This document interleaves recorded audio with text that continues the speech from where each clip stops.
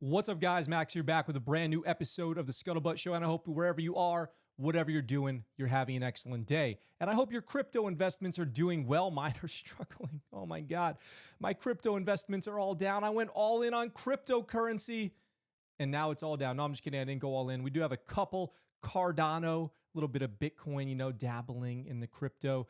I was just looking at that before the show started because I was thinking that today's episode should be called "Show Me the Money," because almost every story that we have revolves around money. Just like Smedley Butler tried to tell us in the Marine Corps back after World War I, the whole system revolves around the cash. And we're going to be talking about that on today's episode. I have a ton of great stories for you guys today, so don't go anywhere. Make sure you stick around for the whole thing. Right off the bat, we're going to be talking about, is the United States about to go to war in the Middle East again? There's some crazy rumblings going on about that. The FBI's out there blowing cash on things that you wouldn't believe.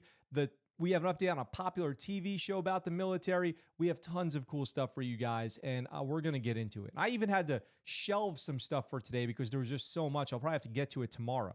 What's up, everybody listening on the podcast? What's up, everybody in the chat? Yes, sir. Ancient Neophyte, 1 gram of Sam. Welcome, everybody. And everybody who hasn't checked in yet, it is good to see you. I, as always, am your host, Max. And it was a great weekend for me. And I hope it's been a great weekend for you. Let's get right into what is sure to be an absolutely awesome episode of the Scuttlebutt Show with today's first story, which is weird because there's not getting more coverage, but it's this one. Apparently, the scuttlebutt is U.S. Navy ship targeted in failed missile attack in Yemen. This here from the Daily Beast. I saw this. I mean, it's the Daily Beast, but let's see what they have to say here. Apparently, 2 missiles fired at a U.S. Navy guided missile destroyer Sunday from territory in Yemen controlled by Houthi rebels, a U.S. military spokesperson told Reuters. The missiles failed to hit the ship, he said, and there were no injuries to our sailors and no damage to the ship. USS Mason detected 2 inbound missiles over a 60-minute period while in the Red Sea off the coast of Yemen.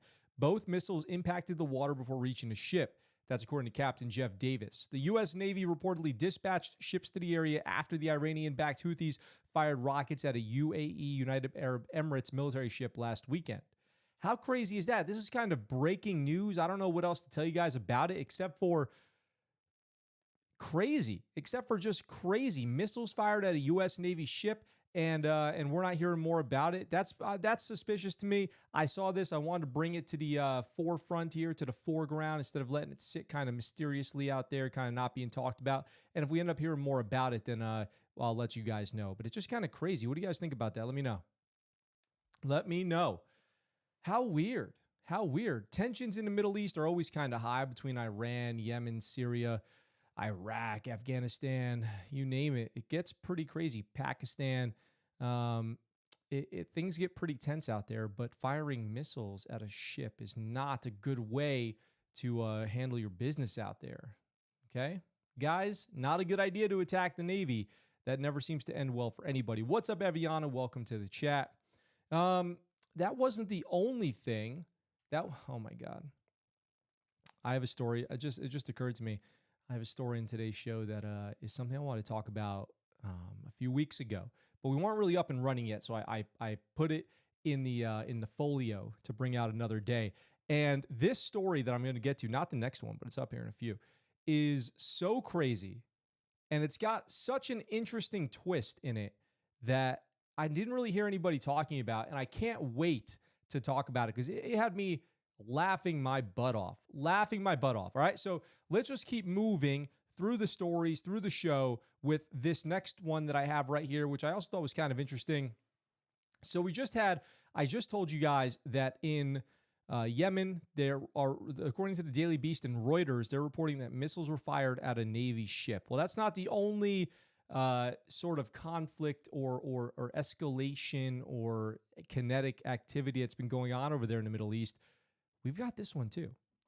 U.S. Air Force targeted in propaganda attack in Kuwait. We all know the power of information and misinformation and propaganda efforts. I mean, the United States does it with their PSYOP stuff like we had on that PSYOPs commercial a while back, and apparently the enemy does it too. The U.S. Air Force said Saturday it was the subject of a propaganda attack by a previously unheard of Iraqi militant group that falsely claimed it had launched a drone attack targeting American troops at an airbase in Kuwait. The statement by the Air Force's 386th Wing came hours after the group calling itself Al-Warathin, or the Inheritors, which is just like now we're basically just making up things that should be in a James Bond movie, put out an online statement claiming that on August 12th, it targeted Kuwait's Ali Salim airbase. The statement included the video showing a drone being launched from a stand, but offered no evidence of an attack or any damage done at the base. So they're saying that they attacked a base. The military saying, nuh-uh. The statement claimed the alleged attack aimed to avenge the drone strike that killed General Soleimani in 2020. The airbase is located a few dozen kilometers from the Iraqi border. The misinformation falsely stated an Iranian militia group used drones to carry out an attack on base. The Air Force statement to the Associated Press said, no such attack occurred. The statement suggests the U.S. believes the Al-Warathin, the Inheritors, is likely an Iranian group, though it described itself as Iraqi. Those lines get blurred. I'll tell you, those lines do get blurred, especially when people are playing both sides. The Air Force added that the online claim only aims to deceive their audience in believing a lie. So this is where one of those things where, you know, in the headline generation that we're in, where you read a headline and then you just tell your friends, hey, you know what definitely happened? There was the Iranians attacked a base in Kuwait or something. Definitely happened. A lot of death. And that's how misinformation gets so pervasive, is people just don't care to follow up. Kuwait, a small oil-rich nation bordering Iraq and Saudi Arabia near Iran, is also considered a major non-NATO ally of the United States. Kuwait and the U.S. have had a close military partnership since America launched the Gulf War to expel Iraqi troops from Kuwait. Yes. Kuwait did not immediately acknowledge the claimed attack. Its information ministry did not immediately respond to a request for comment. Kuwait's newspaper, quoting anonymous responsible sources, called the claims about an attack completely untrue. Satellite images of bases in the Ali Salim area also show no damage or evidence of an attack. A series of militant groups that analysts believe have ties back to Iran have claimed attacks they say targeted U.S. troops in Iraq over recent years. However, those roadside bombings targeted Iraqi contractors supplying American forces in the country. The claim has also been described as the final round of negotiations continue between Iran and the U.S. over Tehran's tattered nuclear deal with world powers. Comes as what has been described as so it comes amid the talks of the Iranian nuclear agreement. So I guess you've got people trying to exacerbate tensions.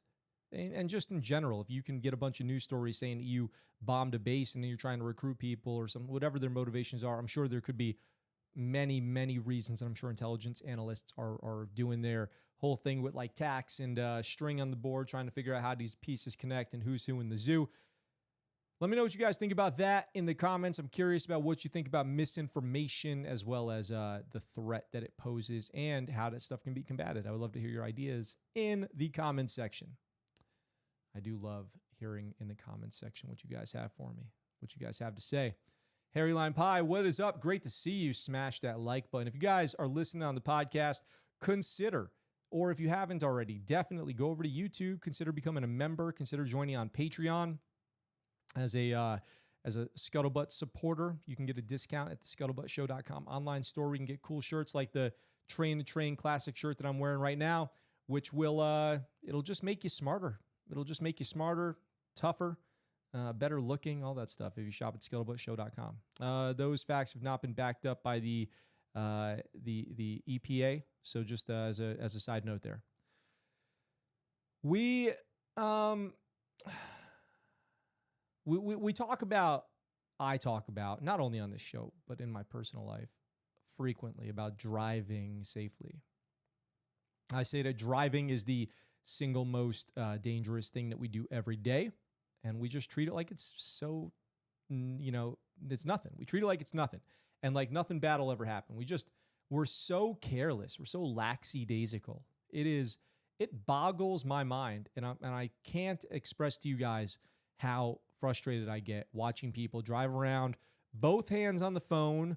They're using their knee to eat a cheeseburger, and literally nobody's driving the car. There's a baby crawling around on the dashboard. There's a dog barking out the window. The trunk's open, bouncing up and down when you hit a speed bump, and just nobody cares about anything, it feels like. And then I drive around and I see something like right out where I live right now. right outside where I live on the road, which is directly across the street from an elementary school, there is a memorial to somebody who was killed walking there. And, in Okinawa, there was 2 people killed in one area, in the same area, in 1 week's time. And instead of talking about driving safely, they were like, that's a dangerous part of the road. And I'm like, no, it's not. It's a regular part of the road. It's a regular old part of the road. There is nothing special about that part of the road. It is very, very normal. And there were 2 accidents there. One killed a driver. The other one killed a pedestrian. And more times than not, these could be totally avoided. And a lot of times, alcohol or drugs are involved. And I get so upset. And it sucks even worse, like when we had it in Okinawa, because that is somebody who crashed and killed a pedestrian who was Japanese. An Okinawan citizen living there probably their whole life, elderly, walking, gets killed by some American driver, probably, either under the influence or not paying attention or driving while fatigued or whatever it is, but I'm pretty sure not because the road was dangerous and we just brush it off. There's that Navy lieutenant who's in prison right now for crashing his car and killing 2 people, and they're trying to get President Biden to bring him home. And I'm like, he did it. He killed 2 people. And then I've got this. Aviano airman arrested after fatal crash in Italy. Oh, no. An Aviano base airman was arrested and expected to be charged with road homicide after the vehicle she was driving early Sunday hit and killed a teenage walking in a bicycle lane. La Repubblica newspaper reported on Sunday that Giovanni Zanier, 15 years old, died after being hit in the Sant Antonio di Porcia district at 2:30 a.m. You know what happens when people are driving at 2:30 a.m.? I don't have to tell you. The boy was walking with his bike in the bike lane and chatting with 2 friends when the airman's car swerved while exiting a roundabout and hit the boy from behind, throwing him forward 10 meters, according to Il Gazzettino newspaper, like the Gazette. And that's not all. I'm going to give you a little bit more information about that crash here in a minute, because that's not all. Firefighters and medical personnel arrived on scene, and the boy was taken to St. Maria of the Angels Hospital in Pordenone, where he was pronounced dead.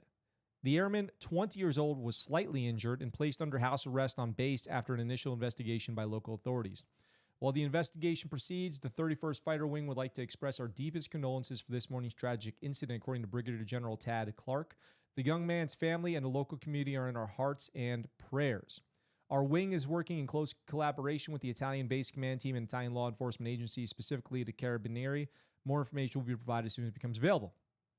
A wing spokesperson on Monday said more information was not immediately available, as we often hear from authorities during an investigation. The U.S. routinely seeks jurisdiction for military personnel charged with crimes in Italy, though it's unclear at this point whether charges have been filed. What they're implying there is that when you are military serving overseas, it is not so cut and dry when you commit a crime that you're going to go to prison in that country. It's very possible you'll be prosecuted or removed from that country or fined or something else and just sent back to the United States. A lot of times getting away with things that you should be punished severely for. And it's good and bad. At the time of the accident, the roundabout connecting Via Lazio and Via Raverdo, adjacent to the large Conad superstore, were completely dark due to an energy-saving policy established by the municipality. The streetlights are shut off at 2 a.m. So they were out there walking. The streetlights were shut off. Could that have saved this kid during the incident? Well, hang on 1 second there. Before hitting the teen, the airman's car had also hit a road sign and the curb denoting the bike path. So this driver was out of control of the car. They don't go on to say about the weather or anything like that, but it wasn't like this person just, drifted over the clear lane. There was a curb onto the bike path. They didn't just drift over onto the shoulder and, clip this individual, resulting in their death. No, they were in the middle of some kind of catastrophic crash left and right. It was dark, but it does sound like there was other circumstances around this crash rather than just drifting off the road or failing to see that biker. Because if the car was already out of control by the time it went over the curb, then I don't really see how you can say that it was just because it was dark. I'm curious about other circumstances, involving this for sure. Let me know what you guys think about that. It's very common in Italy and Spain and those other European countries for people to be out late. They take the afternoon naps, and a lot of times people don't even go out until like 10 p.m. They don't operate on the same schedule as they do in the United States. People will be out just in the middle of the night walking around doing stuff. It's very common. People will be out until dawn, then they'll sleep in, they'll wake up at lunchtime. You know, they'll go to work. Maybe they won't. You know, it's very different than the United States. They don't operate the same way over there. Let me know what you guys think about this whole thing in the comments. It's a total tragedy. Tragedy. Absolute tragedy. Very sad. Very sad. AN says some factors trying to scuttle the talks on renewing a nuclear agreement on that last story. Yes. A 15-year-old out at 2 a.m., Yasser says. Yes, that's true. A 15-year-old out at 2 a.m. They do it different over there in Italy. They do it differently. It's not like America. It's not like the United States. They go out and they do crazy stuff all night long. They like to dance all night at the discotheque. You know, it's just different. It's not the same. I remember being in Spain as an example, and you know, we would go out, 8 o'clock at night, and like, hey, where is everybody? It's 8 o'clock. They come out at midnight out there, and you're like, oh my God, I'm already kind of passing out over here. I guess I got to stay up and dance all night. I guess I do. Now, what can I do? I got to dance all night because I have nowhere to go. I'm getting on a plane in 3 hours, so I better dance my way on board that flight. Anyway, I digress. I've got one for you guys here. A crazy story. I've got a crazy story, a sad story, sort of. Sort of. It's sort of a sad story, sort of a just whatever. You can't be doing this, guys. Former Air Force non-commissioned officer sentenced to 4 years in prison for child inappropriate imagery involving kids. You guys know what I'm talking about. A former Air Force staff sergeant, which is an E5 in the Air Force, I always feel like I have to say that, was sentenced Friday to 4 years in federal prison for possessing this stuff. Keontae Navon Martin, who's only 28 years old, of Virginia Beach, Virginia, was assigned to Tinker Air Force Base in Oklahoma in December 2019 when he was found in possession of a memory card containing this stuff. So they actually, I don't know how they do it. These investigators, they go online, they try to find these people in chat rooms or on 4chan or whatever I imagine that they do, and they get some probable cause, and then they trap them or track them and grab their little SD cards or thumb drives, whatever it is, and they bust them, thankfully. The Air Force Office of Special Investigations, or OSI, conducted the initial investigation, which was later turned over to federal law enforcement authorities in Oklahoma. OSI, good for OSI. Martin has since been released from active duty. A federal grand jury indicted Martin in April 2021, and he pled guilty to 1 count of possession 3 months later. As part of his plea, Martin admitted he knowingly possessed the illegal content that had traveled across state lines to get to Oklahoma. Across state lines. I don't know what that means. It's like, is that trafficking just because it was on a hard drive? I don't know how they exactly do that stuff. Martin was also sentenced to 5 years supervised release once his prison term ends. He was also ordered to pay $10,000 in assessments, well, $10,100 to be exact, and forfeit the electronic devices that contained the material. Well, thankfully, you would expect so. I mean, if my bicycle gets stolen, they impound that as evidence for the rest of my life, so I don't imagine they're going to let him walk out of there with that thing. Restitution owed to the identified victims in the images that Martin possessed will be determined at a later date. I hope it's $100 billion. Let's be honest. Let's go ahead. If you're a kid and somebody has some stuff on you and they're carrying around on a hard drive and they're able to figure out who you are and who this person is, let's just make it $100 billion. Why not? Upon his release from prison, Martin will be required to register as a offender on the old registry. So now all of his neighbors, all of his battle buddies in the future in prison will know who he is, making him one of today's official clowns of the day. I hope you know, clown, the Scuttlebutt Show sees you, and we will always report on your misdeeds. I'll let you guys know that right now. I will never let that slide. That is not how we do it here on the Scuttlebutt Show. Not at all. Kitty Steele, what's up? Seems like a lot of people recently have been exposed for that stuff in the military to poor children. Yes, I agree. The poor children is right. Won't somebody think of the kids? I will say, too, that we've had stories like that on the show going back pretty long time. But not only that, we also have stories of people, in the military doing inappropriate stuff to other people in the military, like putting cameras in the bathrooms and things like that. And it's really horrible. Geez, says Sam. Yep. Do these offenders have to go door to door and announce that they're offenders? Do we still do that? That's a great question. I don't know. I mean, could you imagine? It's never happened to me, but I imagine if somebody came to my door and knocked and that was what they had to tell me, I'd be like, beat it, dude. I don't want you to know who lives here, I feel like that's just one way for them to figure out who lives in that house. They're collecting on you. They're collecting. Don't let them collect. Don't be collected upon.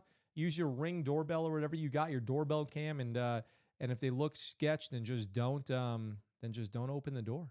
I wouldn't even want to have words with them at all. I remember guys, not that long ago, we had a story on the show about a tow truck company that was out targeting veterans' vehicles when they were deployed or on TDY or something like that, and they were towing them, and then they would, make getting that car back a nightmare, and makes my blood boil. Do you guys remember I had a little C story about that? I shared it with you guys. I hate these schemes and these scandals that target veterans in active duty and retired and all that. And I really hate when they go after the elderly. You guys know I do. I remember when I was a junior person on the USS Ronald Reagan, like I was telling you guys about on Friday. The scam back then was prepaid legal. Prepaid legal. If you've ever heard of prepaid legal, first of all, don't email me telling me I could sign up today because I'm not interested. But if you guys ever heard of prepaid legal, let me know. I would love to know your experience with that. Prepaid legal, the premise is, you know how you always need a lawyer and you're always like going to jail and stuff? I mean, right? And I'm like, no, literally never. I've literally never needed a lawyer on a regular basis, or I think I've only even called a lawyer like one time. And I'm actually currently looking for a lawyer. If you know anything about gaming law in California or anywhere in the United States, I am looking for somebody. I'm trying to sue somebody. But I digress again. I'm digressing a lot today. But that was the scam back then. So they would want you to get prepaid legal for only $29 a month. You can call a lawyer anytime, which is so dumb. But then also you can hire people to sell other people on it. And then if they make some money, you make some money. And the person who signed you up makes some money. And they brought me here to tell me to dress up. And I'm, 19 years old. It's total scam. They're trying to scam me. My people I worked with were trying to scam me. And there's like music playing and crowds applauding and all this stuff. And it's like, no, you're scamming. And that was my first exposure to a pyramid scheme, multi-level marketing, whatever you want to call it. It wasn't my last. And I despise those things, especially when they target the vulnerable. And there's a whole nother level of scheme. And that's what we're about to talk about here. Ponzi scheme leader who preyed on vets sentenced to 10 years. At least that's what I like to see, but it's not going to give them their money back. The ringleader of a $300 million Ponzi scheme that targeted veterans and the elderly pled guilty and was sentenced Thursday to 10 years in prison. Oh, man. Scott Cohn, a 68-year-old from Newport, California, was indicted in 2019. I got to get out of California. In South Carolina for a nationwide fraud conspiracy operated through his corporation, Future Income Payments, LLC, from 2011 to 2018. Oh, yeah. Come on down to Future Income Payments. We're legit. Cohn and his co-conspirators reached across the country to steal from veterans and seniors who desperately needed their money, according to U.S. Attorney Adair Burrows. That's from the District of South Carolina. These hundreds of millions in losses will reverberate through the victims' lives long after the defendants serve well-deserved federal prison sentences. Yep. So their lives are affected forever. Cohn and his co-conspirators recruited pension holders, most of them veterans, because you get that monthly 50% or whatever, 75, 100% of your salary, in dire financial circumstances. So these veterans and pension holders in dire financial circumstances, and offered them lump sum payments in exchange for the rights to their monthly pensions and disability benefits. So let me break this down for you, what was happening here. You retire from the military, let's say. You retire as a E7, where your base pay was at 20 years, your base pay is like $7,000 a month or whatever. Is that right? $5,000, $6,000, $6,000. Let's say $6,000 a month. We'll keep it simple. Let's say your base pay 20-year E7, $6,000 a month. You get 50% of that. So $3,000 a month, or in other words, $36,000 a year. Let's say the average E7 retiring from the military rates 60% disabled from the VA. That's another $1,100. So another $13,000. So $13,000 plus $36,000, $49,000 a year. Somebody with a calculator out can fact check me on the numbers there. But let's round it up in fact and just call it $50,000. So you're making $50,000 a year after you retire from the military with your pension, your 20-year pension, just for existing, just for continuing to wake up and breathe. You make $50,000 a year. Well, what if you all of a sudden have a mortgage you can't afford, a kid in college, a family member with a disease, God forbid, you need some cash fast? Well, here comes future income payments. For only your lifelong pension and disability, we'll give you, what do you owe? We'll give you $650,000 today. We'll give you $650,000 today.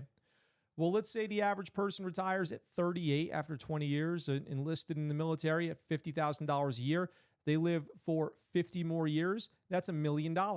So future income payments now just made $400,000. But do you think they were offering them $650,000? No, much less. And not only that, with interest. So here's what they would do. FIP framed these transactions as sales. They were essentially loans with exorbitant interest rates, sometimes as high as 240%. You know how we laugh at the E3 who buys the Camaro at an 18% interest rate? How do we feel about the retired person who takes a loan at 240%?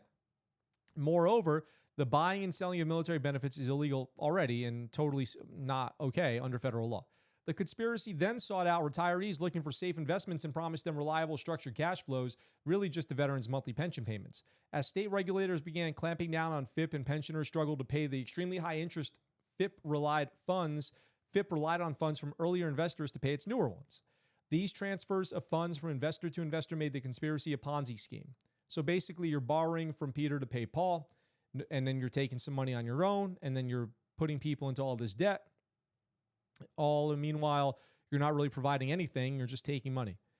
Per the indictment, Cohn and his co-conspirators lived lavish lifestyles. When the scheme collapsed, 13,000 veterans had taken out exploitative loans, and more than 2,500 retirees lost a total of $310 million. So let's just do the math on that. That is a $100,000 each on average, according to a Justice Department news release Thursday. Following his indictment in March 2019, Cohn went on the run for 6 months until U.S. Marshals called him on a beach in San Diego. Good job, dude. Good job. You are today's other clown of the day. You are the other clown of the day, clown, for your conspiratorial, predatory lending. And then only to be busted in your Speedo on a beach in San Diego, oiling your hairy ass up with all that cash that you stole from these dire needing, pension earning veterans. Absolutely sick. In addition to his prison sentence, Cohn would have to be on supervised release for 3 years after he leaves prison and forfeit $300 million, which, yeah, right, they're never going to get that money. He had 4 co-conspirators who already pled guilty, and they're noted here. I'm just going to leave their names out of it. Their sentencing hearings have not yet been scheduled according to the Justice Department. How do you guys feel hearing that? It makes me so angry. I get so upset and so disturbed. And I just think, as a constant reminder that I tell you guys here on the show, we need to take care of our elderly. So with that, let me know what you guys think about that in the comments from this. And is 10 years enough? Is 10 years enough punishment? I don't think so. I think it should be a million billion years. I think they should charge the other offender with the child stuff $100 billion that he has to repay the victims. And then these guys from this predatory lending thing should be a million billion trillion years. Sam says, only 10 years? I hope they get their money back. Yeah, unfortunately, they probably won't. Doesn't it just make your blood boil? It does. Ancient Neophyte says, I hope the victims had their debts canceled. I hope so, too. Kitty Steele, human trash. Yeah, absolutely. Don't go after vets or else the Scuttlebutt show will get you. at least we'll put you on blast. We're not going to let you get away with it. That's for sure. That is for certain. No way, Cone, are we going to let you get away with that? Going into the Cone zone. That's prison, by the way. It's probably going to be one of those federal prisons where things get pretty bad. I hope so. Let me tell you guys something. Let me tell you guys a little thing or two. I have had my eye on this story for some time. Remember me telling you this episode could have been called Show Me the Money, because every story is about money? Nearly every story is about money. This next story that I have for you guys is one that I have been wanting to share for a while. And it's not even because of the main story. There's a twist in here that I feel like has gone untalked about that I don't understand. I mean, to me, it's the best part of the story. To me, this story, the twist, the thing that hasn't been talked about, is in fact the best part of the whole thing. Thank goodness I'm here to bring it to you. Here we go. Air Force scientist got his really hot prostitute a contractor job, court docs show. So he has this call girl on call, and he said, hey, you know what would be better than you having to come over to my place? You should work in my office doing science for the Air Force. It's a tale as old as time, Air Force Times here says. Military scientist meets prostitute. Scientist falls in love with prostitute. Scientist gets prostitute hired as an Air Force research laboratory contractor. A federal investigation ensues. Wait till you guys hear the details of this one. A recently unsealed search warrant details an extensive scam. Just look at this guy's face, by the way. He looks like exactly what you would picture after hearing this story, even with a silly-looking tie. A recently unsealed search warrant details an extensive scam by Jim Gord, a senior research of advanced propulsion technologies at Wright-Patterson Air Force Base, Ohio, and an unnamed female escort with whom he was in a relationship of the adult kind. He urged a lab contractor and friend to hire the woman based on her fraudulent resume and her looks, frankly, it says, in 2017. He also moved federal funding around to pay her salary and named her as the chair of a scientific panel on engine and rocket technology, despite her lack of experience. This is like, they could make a movie about this where all of this happens, but then she's like a math genius and like by accident and saves the world from nuclear catastrophe. What would we call that? Let me know the name of that movie, what it would be in the comments. He met with the redacted name person. We'll get to why it's redacted on several occasions and paid her $400 an hour for various adult acts. I'm in the wrong business. According to a December 2019 search warrant application that was recently unsealed in federal court and posted on Monday by the Daily Beast, Gord declared his love for the woman and she declared hers for him. As soon as payment was made, it doesn't go on to say, but you know that's what they mean. The Daily Beast first reported on the saga Monday. Neither Gord nor the woman have faced charges. Can I just go back up to the photo of this person? She did not profess her love for this guy. Look at that haircut. I mean, that's definitely like an infomercial spray paint on hair right there. This guy, nobody's ever professed their love for this guy. That's for sure. Unless you paid him first. So, unfortunately, neither Gord nor the woman have faced charges. Online obituary sites show Gord died last year. So that's something. The scheme came to light in 2019 when Spectral Energy's owner Sukesh Roy told military investigators that Gord, who managed the funding for his company's Air Force contract, was engaging in unethical government contract negotiations, had communicated threats of violence, and was regularly soliciting prostitution while on the installation and while traveling on official U.S. Air Force business. I just got to say, it sounds like he might have been dipping into that angel dust.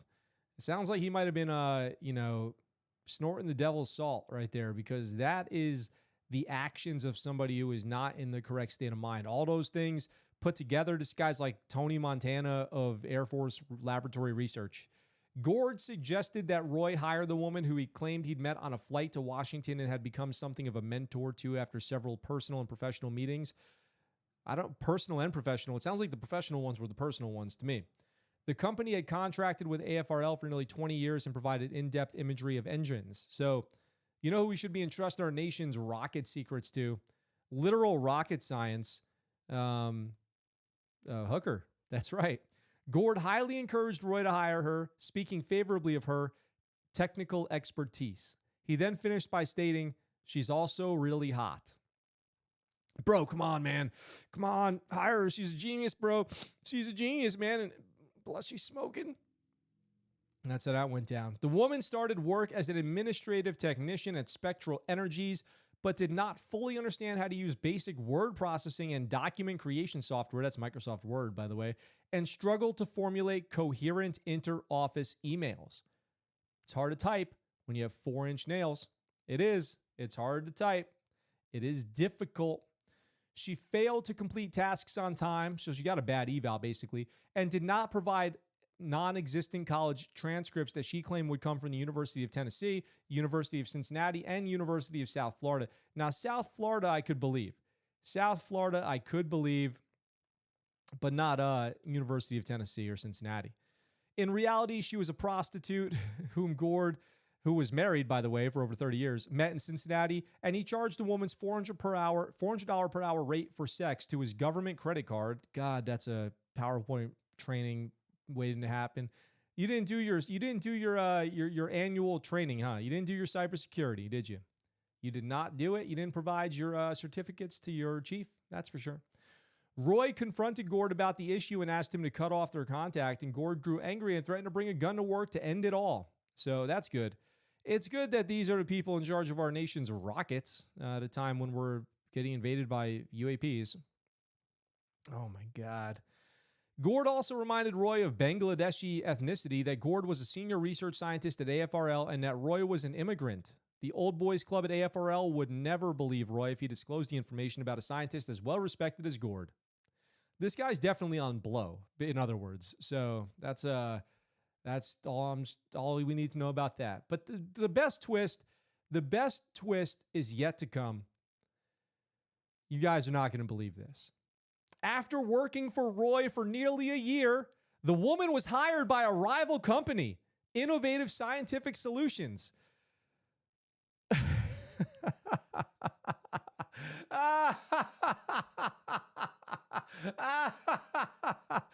She got headhunted by their rival. Like, hey, they got a smoking hot genius over there. It's their secret. We got to get her on our team. What? Somebody said, we got to get her in our office. We got to get her working in our office. Have you seen their morale? Have you seen the morale over at Gord's office at RAFL? It's crazy. They're killing it over there. Their rockets are blasting off every day, if you know what I mean. Can we stop pretending like anything's okay in the government? That's your money and mine that they're using to hire this lady. That's your money, my money, your kids' money, your parents' money that they used to hire this lady. And then after this lady, you can't write an email or use Microsoft Word and definitely not formulate something in Excel. A rival company hired her. It's the Twilight Zone, you guys. We're really in the Twilight Zone now. Gord funneled more than half of his $250,000 in grant money that typically went to Roy each quarter to the woman's new company and brought her along to scientific conferences on behalf of the ISSI. Over the next few months, several colleagues shared with Roy that Gord was introducing this lady around professional circles as a research assistant. Okay. Court documents show Roy learned that Gord arranged for her to chair a scientific panel at an upcoming research and applications of photonics in defense conference as a technical expert. Oh, my God. Oh, my God. When agents with the Air Force Office of Special Investigations, OSI, making their second or third appearance in this episode, searched Gord's office at the Wright-Patterson base in 2019, they found condoms, female underwear, and empty bottles of Viagra. Just chugging Viagra. Not even classy Cialis, just chugging Viagra. They also uncovered emails discussing the need to come up with a strong cover story in case they were questioned further. How does this company even exist anymore? Subsequent research and investigation has revealed that this story is almost entirely untrue, the affidavit said. A few months later, agents discovered nude photos and the hourly rates of various women from discreet diaries and escort service in Cincinnati on Gord's government laptop, so they tried to cover it all up. An Excel spreadsheet entitled Burner Log. Come on. Burner Log's what I used to call my poop in Iraq. Contained more than 3 years worth of Gord's text messages with nearly 30 prostitutes across the United States. Burner Log? Yeah, I'm definitely not opening Burner Log. It could have been favorite Bible verses. It could have been like state capitals and their populations. It could have been anything other than Burner Log. What a loser. Golly. That's the confidence that can only come from some of that sweet Tony Montana dust. Many of the 27 women listed on the Excel document were foreign nationals from countries considered U.S. national security concerns. This is our government at work, you guys. This is it. The search warrant application does not say whether the Ohio woman still works at ISSI or whether any of Gord's escorts compromised the safety of the security of the programs he handled. Just, oh my God. The Air Force did not respond to requests for comment. Why would they? Why would Chief Master Sergeant Bass be all over this one? Who cares? She's probably, attacking some dude who's getting divorced from his wife. He's a good dad, and she just said that he's a loser. And so the Chief Master Sergeant of the Air Force had to jump down the Facebook comments of chain of command to get on his butt and bust him down in rank, but can't get involved with this one where literally our top secret rocket scientists are hiring prostitutes instead of, PhD holders because they're insane. Before his death, Gord was an internationally recognized leader in the development and application of optical measurement techniques for advanced propulsion and fuel systems. He was named 2016 fellow at the American Institute of Aeronautics and Astronautics, the world's largest aerospace professional society at the time. Gord made advancements in high power, high repetition rate, burst mode, laser diagnostic systems, whatever that is, applying them to turbulent combustion and high-speed flow. See, I don't know what that is, but I could apparently get a job there if I'm willing to put out. His research has produced myriad fundamental technology breakthroughs in burst mode, laser measurement systems. I bet he knows a thing or two about burst mode that enabled scientists and engineers to better understand the performance of real-world air breathing and rocket engines, whatever any of that means. The only thing I'm going to remember this guy for is being gangster. That's at the end of the day. We need to do the glasses and cigarette thing on his face because he is just gangster. Oh, man, Gord. Oh, man. Absolutely not, Gord. Absolutely not. What's going on in the comments there? Are they members of the Mile High Club? Maybe. Justin says, an escort propelled to the stars. Yeah, for sure. Member of the Men's Hair Club? Yes. No wonder those engines are so late. Yeah, I know. They need to go down to the propulsion lab at the back of the ship. That's where it goes down. Kitty says, God, imagining her going back to her street corner telling her she works for the government now. That is a great point. That is a great point. Hey, ladies, I'm not going to be back out here tomorrow night. I got a job for the government. I'm a rocket scientist now. I'm a rocket scientist. That's a good title, too. This could be a PowerPoint. Yeah, that's right. Damn, she gets around. Sounds like Run Around Sue, Harry says. That's a great song. I feel like I might go listen to Run Around Sue after this. Oh, my goodness gracious. It doesn't stop there, though. I'm like only 80% done with today's episode. We still got to talk about Navy SEALs today. But before we do, it gets even worse.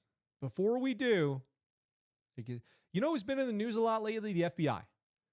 The FBI has been getting around. Speaking of that, they've been making their waves, haven't they? I feel like the FBI ever since 2016 has been just all over the news for all the wrong reasons. FBI's out there doing great stuff, probably saving our lives every single day. But they have been doing some weird, stuff involving presidents and presidential candidates in the last, 7 years too, haven't they? That's true. From Hillary to Trump to Trump to Trump. It's been all FBI. And I'm always here to give a shout out to the good ones. You know what I mean? I'm always here to give a shout out to good ones. But when I saw this story, I was like, well, I got to talk about that because, well, if I was in the FBI, frankly, I'd probably be this guy. Ex-FBI agent sentenced in Las Vegas for gambling away government cash, just burning it at the craps table. Both the prosecution and the defense asked for probation which is rare. But ex-FBI agent Scott Carpenter was given 3 months in custody anyway, which is rough, for gambling away government cash earmarked for an undercover operation. Can I get on the undercover team for the FBI, please? Assistant U.S. Attorney Dan Scheisse said Carpenter self-reported the misuse of the money and immediately took steps to pay it back. So kudos to him for that. Like, let's be real. Carpenter admitted letting down his colleagues in the FBI and those who trusted him, but said that after getting treatment, he was a better, smarter, and more self-aware person who would not let something like this happen again. Well, yeah, no duh, because you don't have a job at the FBI anymore. I do feel bad for him because he did self-report, all right? Like that, he self-reported. He didn't wait to get caught. He might have never gotten caught. He self-reported, okay? So whatever else this story goes on to say, we got to remember that. Well, here's what else the story goes on to say. When imposing the 90-day sentence, U.S. District Judge Gloria Navarro echoed the comments of probation officials saying law-breaking by federal officers undermines the community's trust in law enforcement. According to court records, Carpenter and 3 other agents traveled to Las Vegas from the New York City FBI office in July 2017 as part of a public corruption probe. The agents brought $135,000 cash, which was supposed to be used as cover expenses and to pay bribes to subjects of the operation. God, I love undercover operations. So the FBI went to Vegas. Imagine writing the orders to this one. Hey, boss, let me pitch something to you. Me and the boys are going to Vegas. It just so happens to be July, by the way, when all the best stuff in Vegas happens, to investigate public corruption. And we're just going to need $135K, all right? No questions asked. And we're definitely not going to do corrupt stuff. Wink. One undercover agent played the role of a high roller. Hey, guys, I think I should be the guy who does the hooker stuff. I think on this undercover operation, I'll be the hooker guy. To bolster his cover, agents rented a cabana at the Cosmopolitan of Las Vegas that required a minimum purchase of $1,500 in food and beverages. Yeah, those cabanas are dope. After finishing meetings at the cabana, the agents dined on the leftover food and drank the alcohol. I'm pretty sure you probably are not supposed to do that. Depends, I don't know what the extent of this undercover operation are. Court records say at this time, Carpenter drank a 6-pack and nearly an entire bottle of vodka by himself. Let's lead with the bottle of vodka. Like the 6-pack, any vet can do that. But the bottle of vodka, that's another story. Carpenter admitted taking undercover money to play blackjack at the Bellagio. His average bet, according to authorities, was more than $700 in hand, totaling $13,500. Hey, if you double your bet, you just got to win once, right? His defense team argued that prior to the incident, Carpenter was an outstanding public servant, both in the military and later the FBI. His father, Frank, which is just the most fatherly name you can have, a municipal judge in New Jersey, sent Navarro a letter seeking leniency and suggesting that his son started using alcohol to deal with post-traumatic stress after 2 tours in Iraq with the Army's 82nd Airborne. That I believe. The same country that exposed my son to PTSD is now punishing him for exhibiting symptoms of PTSD. Well, Frank, you're going to bat for your son. Nobody will hit you on that. But yeah, when somebody in the government hands you a bag of cash, the expectation is you're not going to go spend it on, pleasure trip. That's for sure. Navarro said the former federal agent had already been given leniency. He was charged with a misdemeanor rather than a felony and was allowed to continue to work as an FBI agent until he later pled guilty in February of this year. Carpenter entered his plea to a single count of conversion of government money. Navarro gave him 90 days to surrender to prison officials. During that time, she will decide whether he can serve his time in home confinement. So hopefully he gets some home confinement, but he did end up guilty of that crime of converting government money, which is the lesser charge. But damn, at least he had a hell of a ride. I'll say that. Tough breaks. Tough breaks, Scott. I'm sorry that's how to go down for you. I will give you credit for self-reporting. That is big of you, for sure. I hope the courts go as leniently on you as possible, and I hope you do well in the future. But geez, Louise, that's a story right there. Let me know what you guys think about that in the comments section, where you guys tell me what you think, I guess. Let's see. Justin says they might be PhD holders. Pretty huge. You know what? Like Kanye West says, I got a PhD, a pretty huge. I love my Kanye West. Finally able to catch the show at the new time. This is my gym and dinner time, Larry says. Well, thank you, Larry, for stopping by. He is investigating the dice, Harry says. I love that. Larry says those topless showgirls aren't going to investigate themselves. Keep it coming. Keep it coming, guys. I could listen to those jokes all day. But also we have to get to the last story. So I got one more for you guys today. And I feel good about this. I feel like we could take full credit for this next story here at the Scuttlebutt Show. Wolfman Operator, what's up? Welcome back to the show. It's been a while since we've seen you. Sock North HQ got turned into a Space Force base. I don't know. That's an interest. Thank you for that. I really appreciate that in the conversation. If there was a link to what we were talking about there, I apologize. I missed it, but thank you. And it's great to see you back too, Wolfman Operator. It really is. So this next story, I feel like us in the Scuttlebutt Show community can take full credit for. SEAL Team Season 6 trailer reveals big surprises. Now, if you guys don't remember, we covered a story about how SEAL Team Season 5 was relying on crowdfunding to make it back to Paramount Plus. And they did. They made it. And now they're on Season 6. And so I feel like it was our coverage of that show that made it survive. SEAL Team. It's an interesting show. I've watched a little bit of it. The thing with SEAL Team and with most military shows, by the way, it'll never be as good as The Unit. The Unit is the best special operations episodic TV series of all time. They gave it a pretty raw ending. It needed one more season, but that's my pick. Top best special forces military show was The Unit. Tell me I'm wrong in the comments and what's better. SEAL Team. The long-running military drama that moved from CBS to Paramount Plus last season now has a release date for Season 6, and it's coming up fast. The show returns September 18th for a 10-episode run. Last season left us on a cliffhanger. The team was ambushed on a secret mission to Mali, and the new trailer answers a few questions. One of the problems with these shows is that the SEAL Team guys in the show, the idea is like they're the only SEALs in the Navy, in the world, in fact.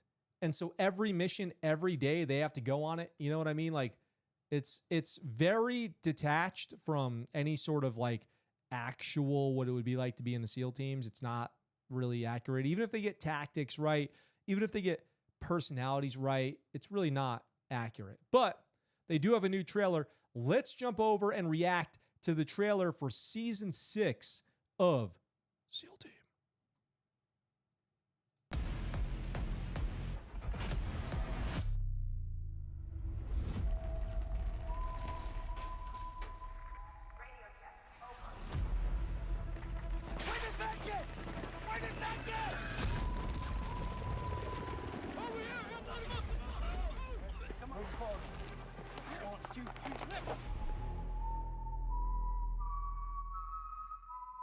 Whoa.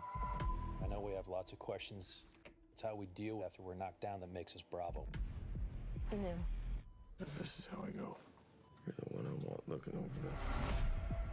The Navy destroyer USS Crampton was hit yesterday. 20 sailors were killed in the attack. That's not good.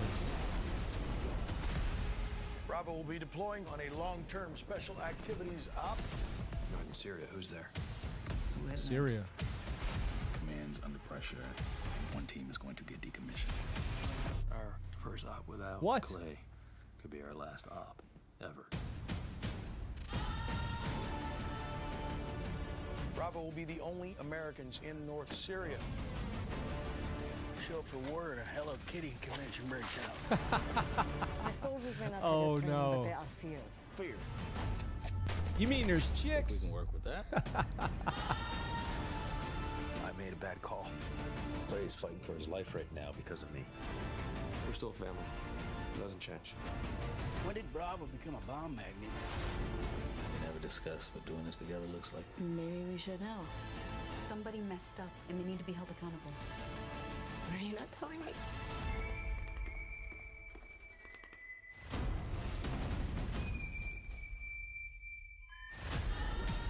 We cannot keep killing our way out of this war.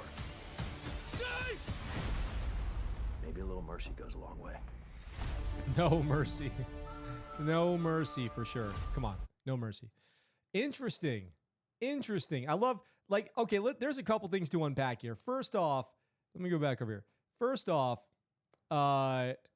hilarious that the one guy's like, women in combat, we're gonna shoot your gun, your boobies gonna shake all around. I can't go to combat with no ladies. Come on. That's obviously, I mean, it's based in reality. Like, there are women fighters in the Middle East and Syria for sure who fight fiercely, and there's females who fight fiercely in the United States. But I see where they're going to go with this. Like, the dumb jock SEAL can't get used to working with women, and he has to, like, change and see them as, you know, fierce warriors. Okay, got it. Cool. It's on pace. Can we talk about, they said the Navy's going to decommission a SEAL team. Now, that is the stretch. That is the stretch. They're like, all right, guys, budget's cracking down. We're going to have to get rid of a SEAL team or two. You have to get rid of a couple SEAL teams over here, you guys. We got a few too many. And one thing we need less of, our most elite special operations forces. We definitely are going to have to decommission. So, by the way, SEAL team, what are they, like SEAL team 7 or something like that? By the way, guys, SEAL team 7 only has 15 SEALs in the whole team. So we're going to deploy SEAL team 7 and all 15 of you guys. And while you're over there, we might decommission your command. So, and then when that happens, it just happens instantly. There's no paperwork or anything like that. You guys don't have to turn any gear or anything. You just decommission. That's how it works. Like that, there's going to be some real pretend out here. Some real pretend. But could it be cool? Could it be really cool? Yeah, it could. It could. So it says here, Clay Spencer, the SEAL that was shot in the beginning in that ambush in Mali, is alive. He's kicking. Will he survive the whole season? We don't know. But it says here, there's some more mystery to go with. What are you not telling me? It seems like a lot of people are showing up to deliver bad news. Could this be SEAL Team 6's, SEAL Team's biggest season yet, with season 6 right around the corner? And are you guys excited to watch it? Do you guys like the show SEAL Team?